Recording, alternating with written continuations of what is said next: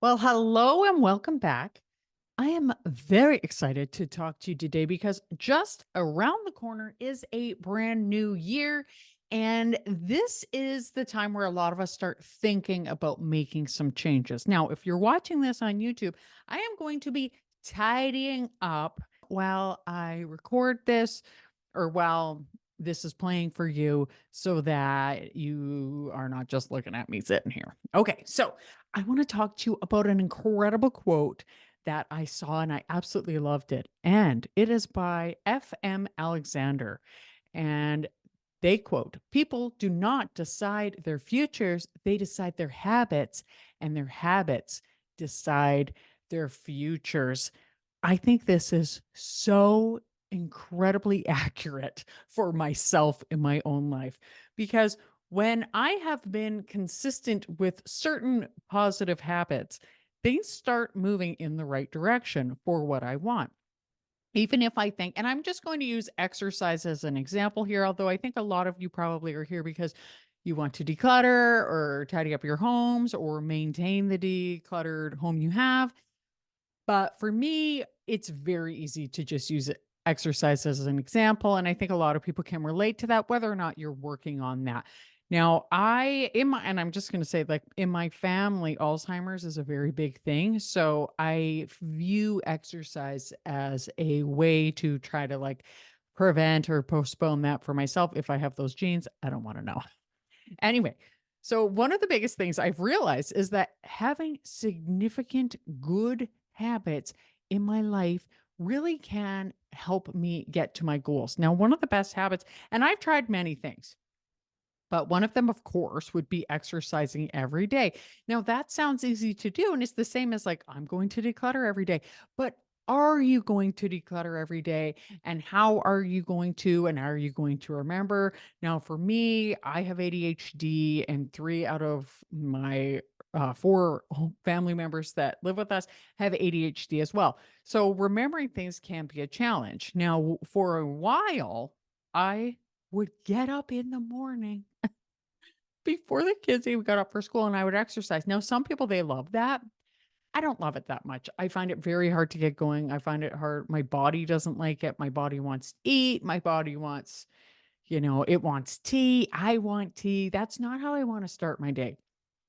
Now for what I've realized is that I've gone through different stages where what I would do is I would drop the kids off at school and come home and exercise. Now, what I did there was I anchored that habit to an activity that was happening every day that I wasn't going to forget. Like I wasn't going to forget to take the kids to school and I wasn't going to forget to come home.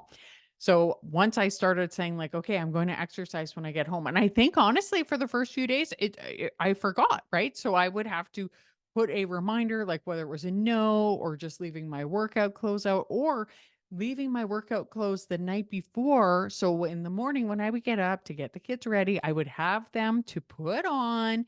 And then when I got back, I would be like, okay, I'm still in my workout clothes. So I would go ahead and exercise. So I knew that that was a really great way for me to keep that habit going. And you could do that with decluttering if you wanted to. You could be like, I'm going to drop my kids off and then I'm going to declutter. Or you could say, after I have my breakfast, I'm going to declutter. How are you going to remember to do that? You need to figure that out. Now, what motivates you? Figure that out too. One of the things that I often do is I put reminders in my phone. And it might seem silly to put a reminder in your phone to declutter. But if you're going to forget otherwise, just do it, and then try to anchor it to some sort of activity. I now and the thing is, don't expect that, okay, so you're like, "I'm going to declutter when I after I come home from dropping off the kids." Well, say that you're like, "That actually is a super inconvenient time," or when you get home from work, you're like, "Ah, that doesn't work." Reevaluate things. So at the moment, I am actually working out when I'm done work for the day. And it took a while for a long time. For years, I would work out after I dropped the kids off at school. But now I am working out around 5 o'clock every day, and that works out really well for me. So it's okay to modify things. Now, this is an example of a habit that can be really beneficial, and anchoring it to something that we like is great. I also love the idea of this time of year looking at what priorities we have that might create a strong and positive future. Now, if you every year or every month or whatever, you think, I'm going to get this house decluttered, but then another year goes by and it doesn't happen, we want to recognize, like, are we identifying those priorities properly? And what I mean by that is perhaps what you're saying is, I want to declutter my house, but you're not actually looking at it on a deeper level. Like, why do you want to declutter your house? And I love the idea of getting out a piece of paper and writing down why you want to make some kind of positive change. So for me, for fitness, for example, I was like, number one, I don't want to get Alzheimer's, or, one brain person said, postpone it until after you die. That would be great if I have that gene. It seems like there's a strong connection though in my family, because my grandpa, him and all of his siblings had it. There were like five of them. So although, there's still other genes in my system. So maybe I don't have that one. I don't know. But that was part of it. Don't get Alzheimer's. I also want to feel good, feeling good physically. I feel really good when I exercise. I also feel really good mentally when I exercise. I'm in my mid 40s, so I'm dealing with sort of hormonal changes. So being able to keep on top of that is really helpful as well. So I really have written down those priorities. Why do I want to get fit? So for you, say you want to declutter your home. Why do you want to declutter your home? And you can't just like, and you can start by writing down, like, the clutter is driving me nuts. Well, how is the clutter driving you nuts? Like, how do you feel when you walk through the door? Do you feel really overwhelmed? Do you feel stressed? And how would you like to feel? Would you like to walk through your front door and be like, "Oh gosh, I'm home and this is so nice. This house is decluttered. Are no piles everywhere. And whenever I go to clean, it's so much easier. I don't have to move a bunch of stuff around. I just need to, move a little bit of furniture or something like that." I really like that idea of recognizing how you want to feel. So write down how you feel about what is happening and then how you want to feel. Also, how is that clutter impacting you? Like I said, maybe you are feeling like it makes it really hard to clean. Or maybe you feel bad about yourself because you've been trying to declutter for a while and you're like, why do I still have this clutter? Like, this always, it just makes me feel so bad and I just want to feel good. You could also put down that it makes it hard to find things, like anything that it impacts you negatively. Write that down and then write how great it's going to be once you do declutter. I love the idea of writing down how you envision moving through your house and through your day without that clutter there. Because a lot of people, we get really used to having that clutter around us when it actually is, it's almost like you just become immune to something. It's like boiling a frog, which is just the worst thing. Apparently, you can go ahead and put a frog in cold water and then just slowly increase the temperature. And then they don't even ever jump out because there's never a shock. It's just so gradual. And it can be like that for many things, but it can also be like that for things like clutter. We just accumulate more and more stuff. We may have just been brought up with that. A lot of the things I talk about so often is the generational stuff. I've talked to my mom and my grandparents. My grandparents grew up or started growing up. I don't exactly know the dates, but for in the Depression era when there was way less stuff, and there honestly just was less stuff back then anyway, in the 30s and the 40s and the 50s, there was just less stuff. And then as time went on, manufacturing got cheaper. A lot of things started being made with plastic, all of that was really it culminated the perfect storm for creating a culture that consumed so much stuff. But on top of of consuming stuff, because as humans, we're designed to collect things. Because if you look back over, you know, centuries or millennia of human existence, I honestly don't know how far back humans go. But if you look at that, what would the Neanderthals do? They would be collecting things. If they came across, a jacket, I mean, they wouldn't, but say they did, they would keep it, right? Even though it maybe doesn't fit or they don't like it, whatever. The need for decluttering didn't exist. So on a psychological level, it's kind of hard for our brains to really even understand why we're doing this. Yet at the same time, we just consumed and collected so much stuff. Plus, being raised by people who had been through the Depression or whatever other eras that impacted their ability to let things go or to even recognize it, that can leave a lot of us with a lot of stuff. I mean, I grew up in the 80s and the 90s, and there was just a lot of stuff. There was the Christmases. I remember just how far out from the tree the presents went, taking pictures and being like, "Oh my gosh, look at this." I mean, there were a lot of people at my grandparents' house, in all fairness. But what does that mean? And what does that tell us psychologically? So, the point being, write this down. How is that affecting you? And actually, this is one of the things we're going to be talking about in my Inside Out challenge, which starts on January 2nd and it goes January 2nd, 3rd, and 4th. You are going to choose an area of your home to declutter during that time. You can choose whatever you want. I know somebody who's going to do digital clutter.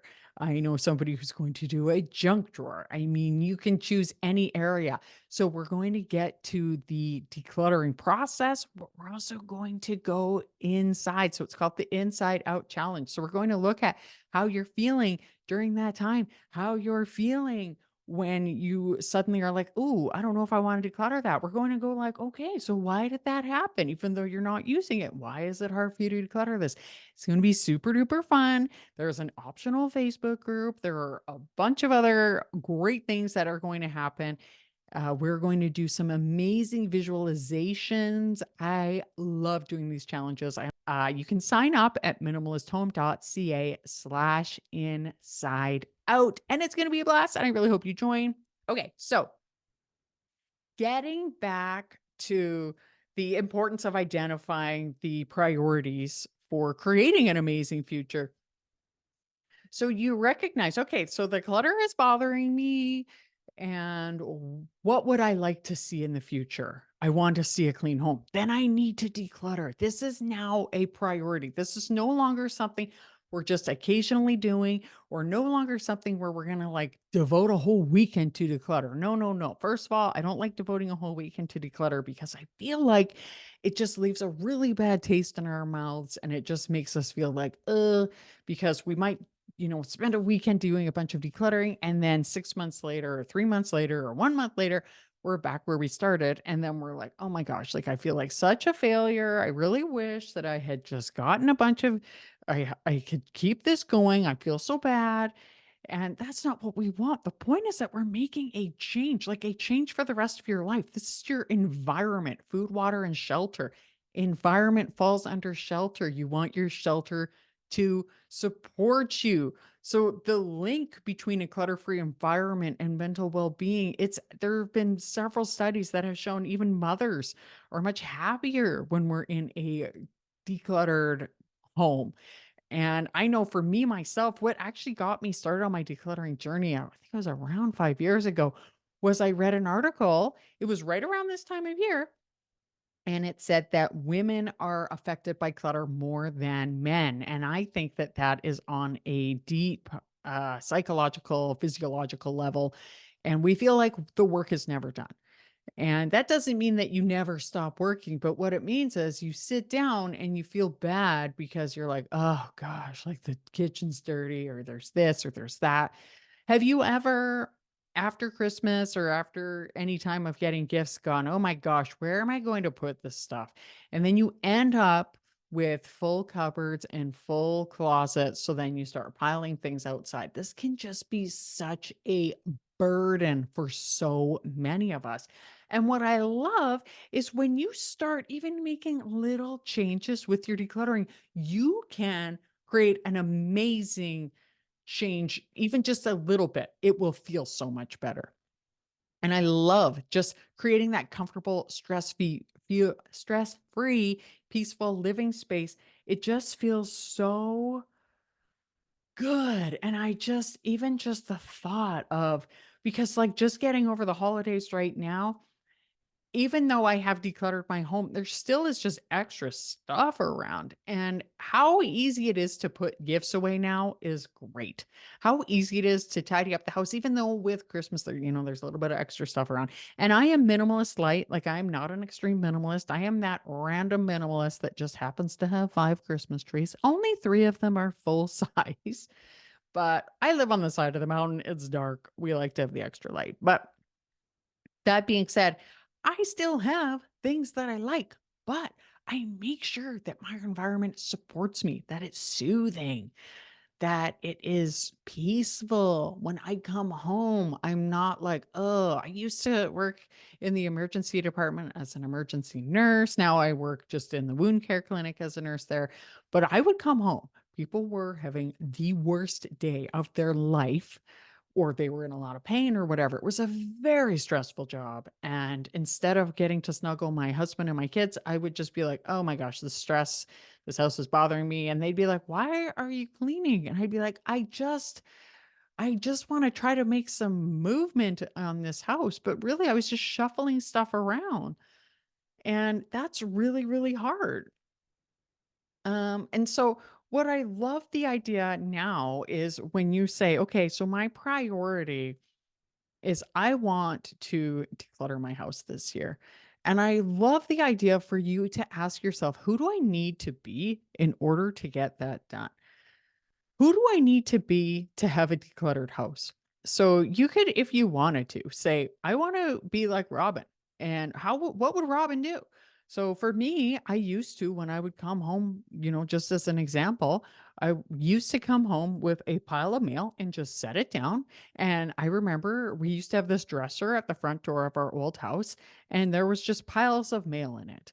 And there was one time when I was decluttering, I actually have this in a video where I came across a stale dated check. It was like 15 years old. Actually, it was like 16 years old from when our first son was born. It was a $500 check and it got lost in paperwork because we just never dealt with our paperwork. So now, as a person who is a minimalist light, who has created a lot of healthy, great habits. Not all. I certainly am not perfect. And my house certainly does still get messy, as you are seeing, as you are cleaning, watching me clean. If you're watching this on YouTube, I put that on while I'm chatting. But I will come home now with the mail and I will open all of the envelopes up. And I'd say 90% of it gets recycled immediately, like the envelopes and just any junk mail, whatever. Anything that needs to be dealt with, I will put on my desk. And then anything that needs to be shredded gets put right in the shredder. And quite often I will say, okay, this does not need to come to me in the mail. It's a waste of paper. It's a waste of everything. And I will go log into whatever account it is and say, like, deliver it to me via email. Now, digital clutter is a whole different topic. It is certainly a real thing. And it certainly stresses a lot of us out. I'm not going to get into that, but that is another thing where you do need to say, like, what would a decluttered minimalist person do around this stuff? So I love the idea of you asking yourself, what would a person who is a minimalist light or just lives in a decluttered house, how would they go to bed at night? Now, you might be like, well, how can I act like that when I still have clutter around and I still have piles here and I still have like jammed closets here? Don't worry. Don't let that stress you out because the thing is, you are now just acting like that person. And what you will recognize and hopefully start doing is saying, like, all right, I'm going to actually spend 15 minutes and really 15 minutes a day, that's 90 hours a year. Think about how much you could declutter if you just spent 90 hours a year decluttering. And on top of that, you had the healthy habits to not bring more clutter in and to keep clutter at bay. You could get so far. So if you're going to bed at night, yes, there may be still be some clutter and you're going to be like, that's fine because I am working on it and there's a plan. But you might say, I'm going to clean my kitchen. I'm going to wipe the counters. I'm going to turn on the dishwasher or whatever. Now, I'm going to tell you, that is my habit at night. But last week, I actually went to bed with a messy kitchen. I had gone to Christmas or I had gone to Costco. It was right before Christmas. It was stressing me out. And I just was like, I'm going to bed. I had hoped my family would tidy. They did a bit, but not to my standards. And that's okay. Because the thing is, progress does not mean that we're perfect all of the time. Consistency does not mean that we are perfect all of the time, but it's those habits that when we do them 90% of the time or 95% of the time that help us to actually get the stuff we want to get done. Now, I'd love for you to reflect on maybe like what you'd like to see, maybe what your values are, your identity, and habits that will align with your goals. So write that down. I love the idea of you listening to this and being like, I'm so encouraged. I'm going to write this down. I do this sometimes when I listen to podcasts.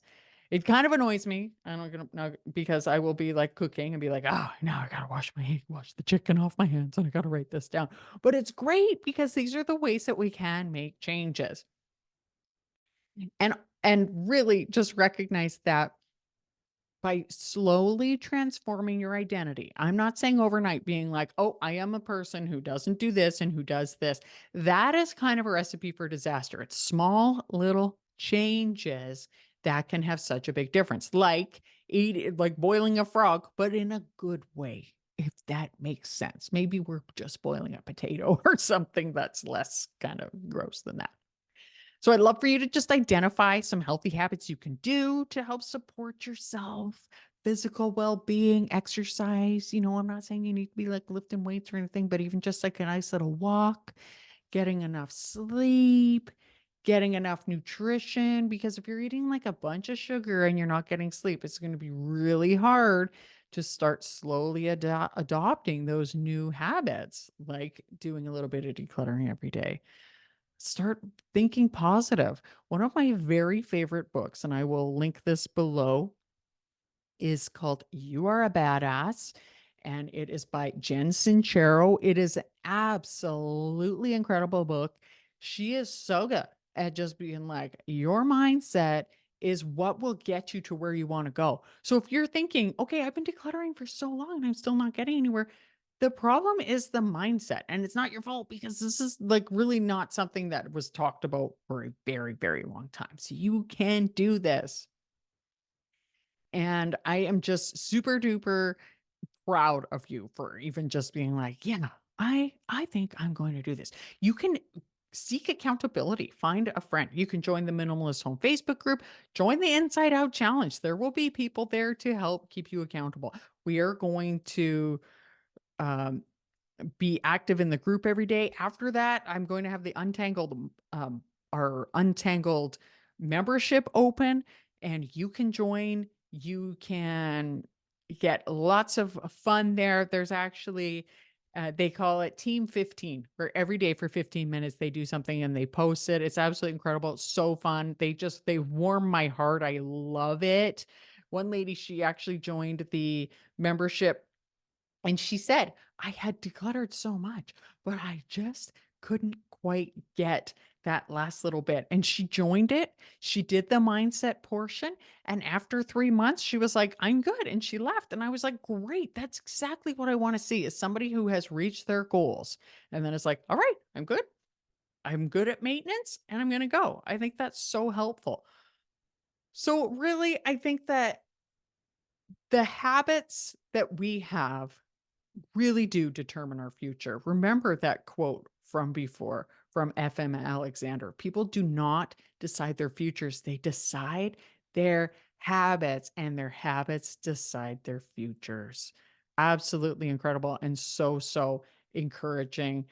And just comment below any great habits that you have. You can comment on YouTube if you're watching this, or come on the Facebook group and comment. That will be linked underneath the podcast. Please rate and review. Leave anything on the Facebook groups. Any kind of review is super duper helpful. I love seeing what you post in the on face or on YouTube. So many platforms. Oh my gosh. I hope you have an amazing new year and that your Christmas was peaceful and calm. You can find me on my website and my blog at minimalisthome.ca, starting to get some posts up there. Very fun. You can find me on YouTube at Minimalist Home and Instagram Minimalist Home, please. I hope something great happens for you today. Thank you so much for watching, and I'll see you next time. Bye.